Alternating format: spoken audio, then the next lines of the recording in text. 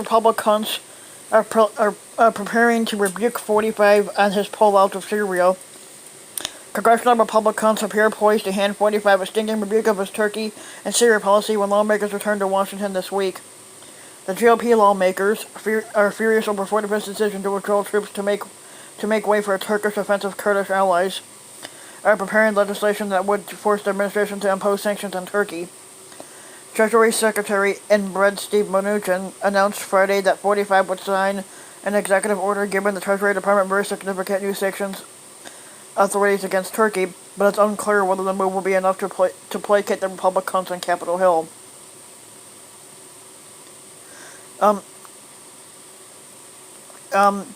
Senator Marco Rubio, another dumbass, called the announcement welcoming news, which it really wasn't, while Senator Lindsey Graham said the administration needs to up their game. We are witnessing ethnic cleansing in Syria by Turkey, the destruction of a reliable ally in the Kurds and the reemergence of ISIS, Graham tweeted after Friday's announcement. Don't know what the fuck he's talking about. The conditional sanctions announced today will be reviewed by Turkey as a tepid response and will embolden Erdogan even more, he added, referring to Turkish President Recep Tayyip Erdogan. The Turkish government needs to know Congress will take a different path, passing crippling sanctions in a bipartisan fashion. And the inbred redneck Graham, alongside Senator Chris Van Hollen, is expected to introduce harsh sanctions against Turkey this week as a punishment for its incursion into northern Syria against the Kurds, who are longtime allies of the U.S. It's not yet whether their bill will get a floor vote. A spokesman for Senate Majority Leader Mitch McConnell said Friday he had no updates or guidance on this right now because none of the Republicans have anything in place. But more and more Republicans are coming out in support of sanctions against Turkey, a NATO ally, as it bombs Kurds who were instrumental in the U.S.-led fight against ISIS, raising the possibility that Congress will pass a veto-proof legislation rebuffing 45's foreign policy. I want to co-sponsor that resolution, said Senator Martha McNally, who is up for re-election next year, said in an interview with Fox News. We cannot have a supposed ally who's continuing to go in the wrong direction under Erdogan's leadership invading another country. We go to do our part in the Senate in order to hold Turkey accountable, she added. As lawmakers craft bills, Defense Secretary Mark Esper and Chairman of the Joint Chief of Staff General Mark Milley are scheduled to brief the Senate Armed Services Committee in Syria and at the wider region behind closed doors on Thursday, according to a committee notice.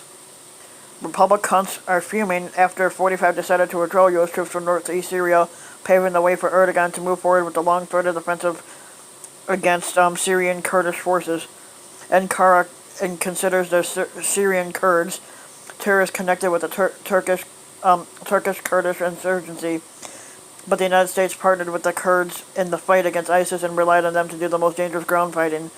Lawmakers on both parties have called 45's decision a betrayal, which it was, and one that will send a chilling signal to any country or group that might want to ally itself with the United States in the future.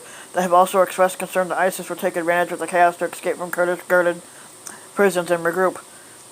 While the condemnation has been bipartisan, the Republican criticism is particularly notable since it comes out at a time when the GOP is voicerly defending 45 from the House Democrats impeachment inquiry. But Syria has riled up Republicans like no other issue. During 45's presidency, when the squatter said in December he would withdraw all U.S. troops from Syria, there was an outcry from Republicans, and the Senate passed an amendment warning against the withdrawal in a veto-proof 68-23 vote. 45 eventually walked back his plan. Amid the latest backlash, 45 has sought to distance himself from Turkey's actions on Thursday. He raised playing a mediator between Turkey and the Kurds, despite the fact that 45's retreat and Turkey's incursion unraveled the previous U.S. medical plan for a safe zone. Mediated plan for a safe zone. We can mediate. I hope we can mediate, 45 told reporters at the White House. His administration has also sought to change the narrative. A senior State Department official told reporters on a background call this past week that we gave them a very clear red light, while Esper told reporters Friday that nobody green-lighted this operation, insisted that we have not abandoned the Kurds.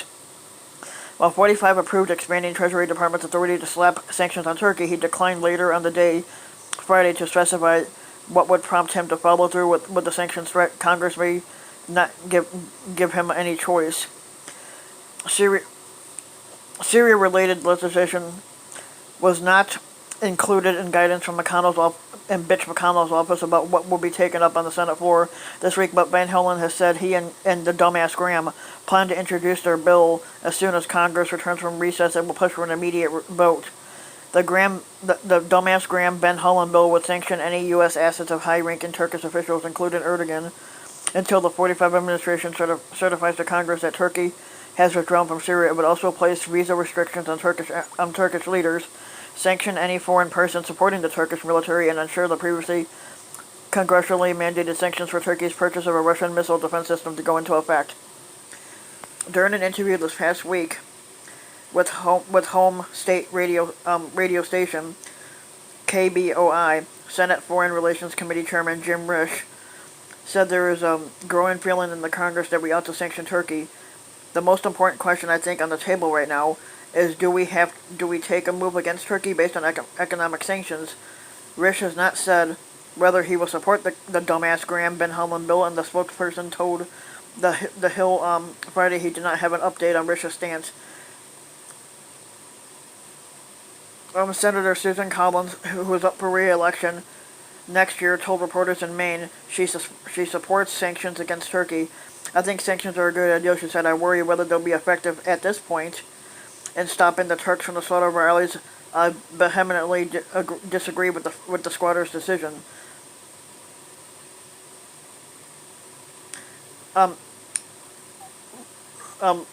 Republicunt Liz Cheney of Wyoming, the number 3 House Republicunt, has unveiled a companion measure to the dumbass Graham Van Hollen bill in the House. Her bill is co-sponsored by nearly 30 Republicans, including House Minority Leader, another dumbass Kevin McCarthy, Minority Whip Steve Scalise, and House Armed Services Committee ranking member Mac Thornberry. President Erdogan and his regime must face serious consequences for mercilessly attacking our Kurdish allies in northern Syria who incurred thousands of casualties in the fight against ISIS and helped us protect the homeland. Cheney, who was weighing a 2020 Senate bid, said in a statement announcing her bill, Turkey wants to be treated like an ally. It must begin behaving like one. They must be sanctioned for their attacks on our Kurdish allies. House Foreign Affairs Committee Chairman Elliot Engel and the panel's top Republican,